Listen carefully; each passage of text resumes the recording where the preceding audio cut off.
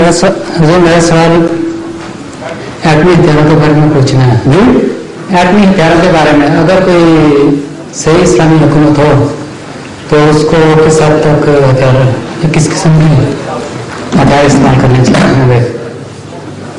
صحیح اسلامی حکومت کو صحیح اسلامی حکومت ہونے کی ضرورت نہیں. ہاں صحیح ہو یا غلط ہو، ہتھیاروں کا استعمال کے متعلق اصول یہ ہے کہ ہتھیار ہوتے ہیں اپنے ڈیفنس کے لیے، بچاؤ کے لیے ہوتے ہیں جی.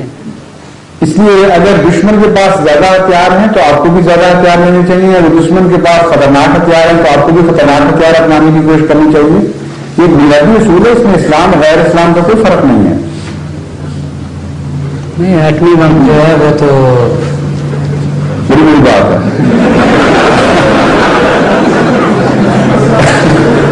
سوال یہ ہے کہ پھر ڈیفنس چھوڑ دیں. ڈیفنس کیوں کہتے ہیں؟ ایٹم کا ہتھیار آپ گلیلوں سے کریں گے، جواب ایٹم کا جواب گلیلوں سے دیں گے، پتھر مار کے دیں گے. اگر دشمن کے پاس ایٹمی ہتھیار ہیں تو آپ کو لازماً ایٹمی ہتھیار حاصل کرنے کی کوشش کرنی چاہیے.